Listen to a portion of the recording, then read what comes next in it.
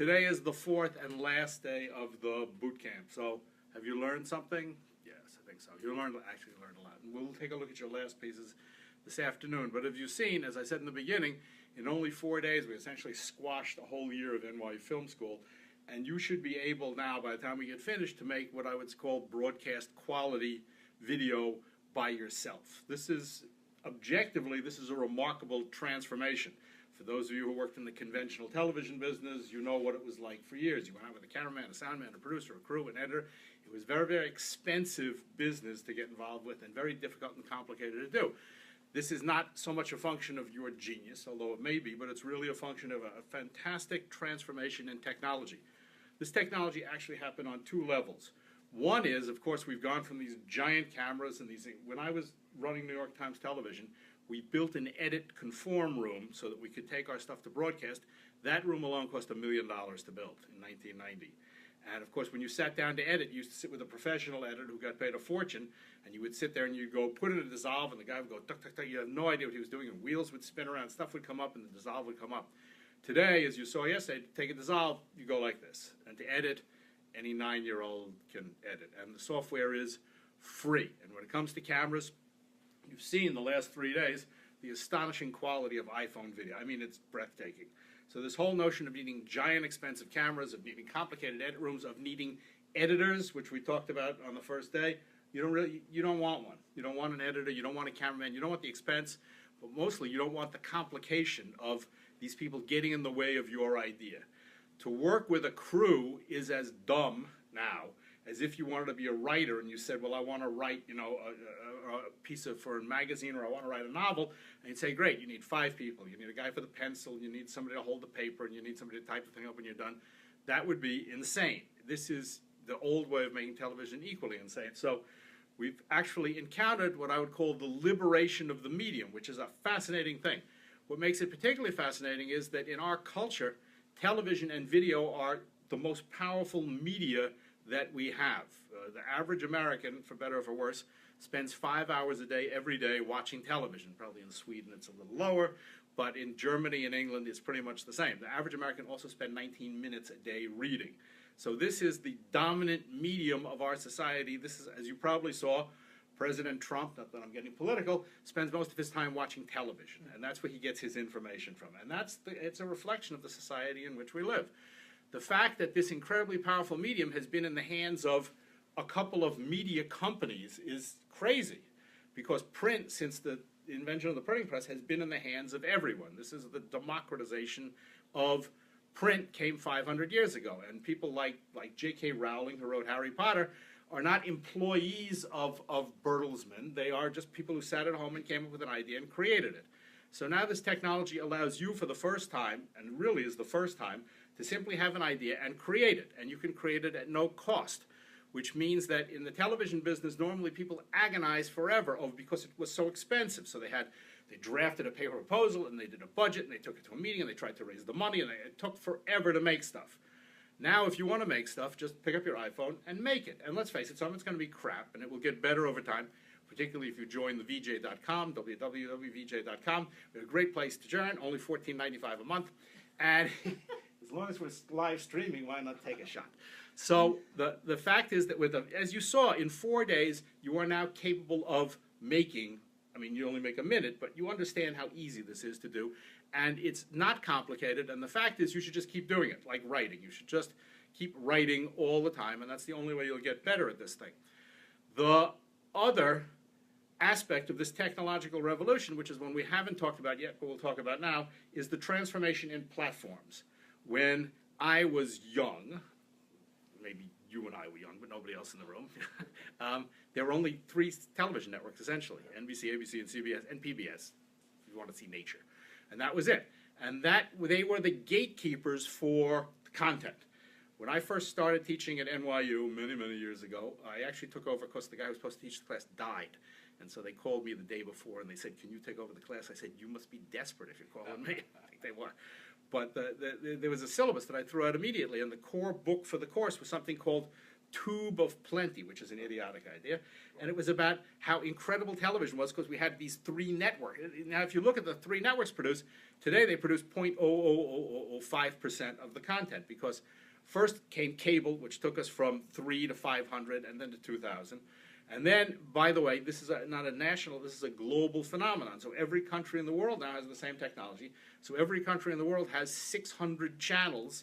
Poland has 600 channels. Slovenia has 600 channels. There are more than 40,000 cable channels around the world, each of them running 24 hours a day, 7 days a week. So the demand for content globally is now in hundreds of millions of hours a year. And that is just the edge of the tip of the iceberg because the internet has gone to video now, as you know, since we're going live here for absolutely no cost, which is sort of astonishing. So the internet has gone to video, and so now the number of networks are limitless, and the opportunity to get on them is also limitless. So 10 or 15 years ago, if you said, I want to start a television channel, which is what we've been talking to you about, it would have meant buying a cable channel, which costs about $1.2 billion the last time I looked, and that's just to purchase the cable space. Then it would have meant studios, cameras, satellite transmission, trucks, all this kind of stuff. Today, anybody can get online, like I'm doing right here, for free. And the amazing thing is I think we have 3 billion people watching, but it's the potential to get in front of 3 billion people for free. This is as revolutionary as the iPhone is for making content. So we have this complete transformation of an entire industry that happened yesterday. And the question is, what do you want to do with this thing? Because this enormous opportunity now is in front of you to do it. And what you've acquired here in the last 3.5 days, and we'll finish today, what you've acquired here is the skill set. As I said in the beginning, it's not to push the button. Anybody can learn how to do that.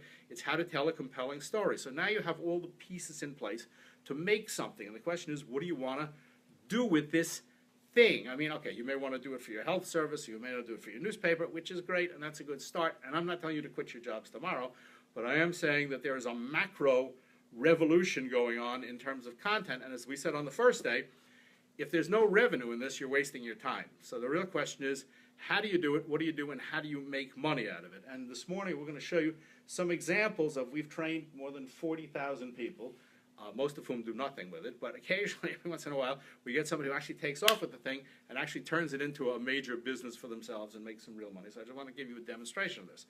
In order to do this, you have to understand the ramifications of the media landscape, and that's a fairly simple thing to do, which we'll do with this little chart here.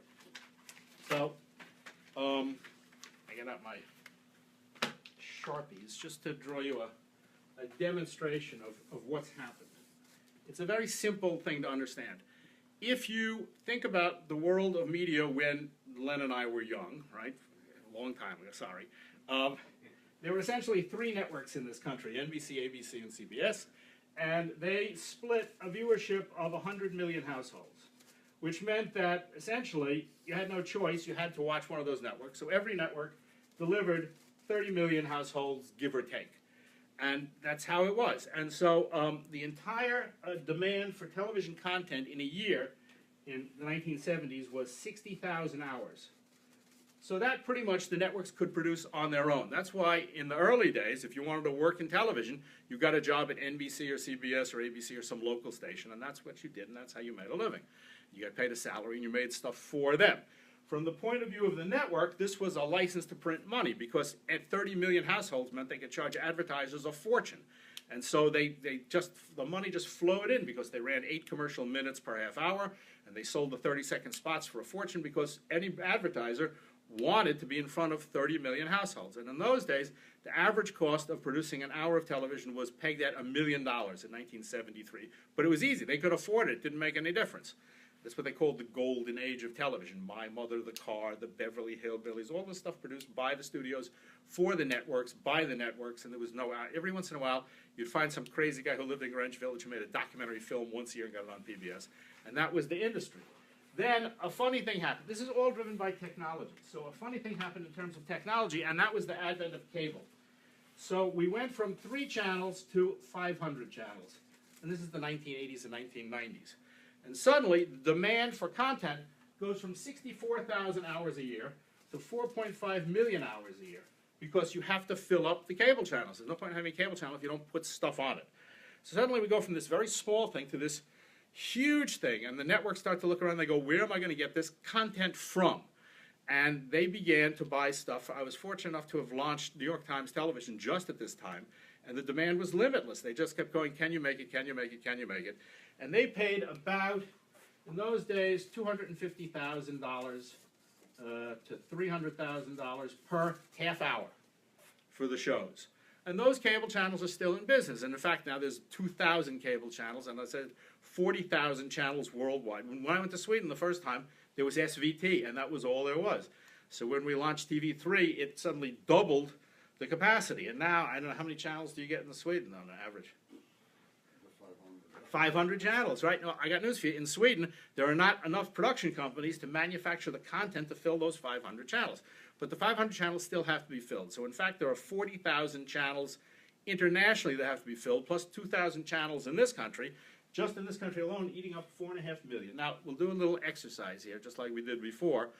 Today, a cable channel, even though they're under pressure because their business model is changing, will pay still about $200,000 per half hour for a show. So you all know how to make 2 minutes or 1 minute, and you can see, particularly if you take our advanced class, it isn't that difficult to make half hours, which are essentially 22 minutes. You make a little story, you come up with an idea, you pitch a concept, which we're going to talk about this morning, how you do that. And so who here in the room would sell their shows for $200,000 per half hour? Anybody interested? Good, yeah. Who would do it for $150,000 a half hour? $100,000 a half hour? $65,000 a half hour? $50,000 a half. You're out at 50. Atlanta's out. You're still in 50. Well, it's not bad because, in all honesty, if you look at it objectively, if you got together with 2 or 3 of your friends and you got a laptop and a couple of iPhones, the trick is you have to make something people want to watch, of course. And we'll talk about how to get there, how to pitch the thing this morning. But the bottom line is that because of the technology, you now have the capability to participate in what before had been a very closed market, and a market that has limitless demand. And on top of that, you can remarkably undercut all these big production companies, like the one my ex-wife, that really nasty person, works at. And as a result, because they have big offices, they got producers, they got edit suites, they have fixed costs, they can't, and psychologically, they can't unwind the way they do it. So if you can walk into a network with a really cool show, and you can say, look what I did, and I'll do it for $60,000 a half hour, there's a business there. Not that I'm encouraging you to quit the job you have now, but I'm saying, well, practice 2 or 3 years, you can see where the potential is. And of course, this is only going to continue to grow. So the opportunities here are absolutely limitless, not because you have these great ideas. You may have I can't give you ideas. This is up to you. But what I can tell you is that the lessons you've learned here on how to create broadcast quality stuff on your own in these 4 days are expandable. You only made a minute, but you can make a minute, you can make a half hour. It's not that hard. You can make a half hour, you can make 13 half hours, you can make a series.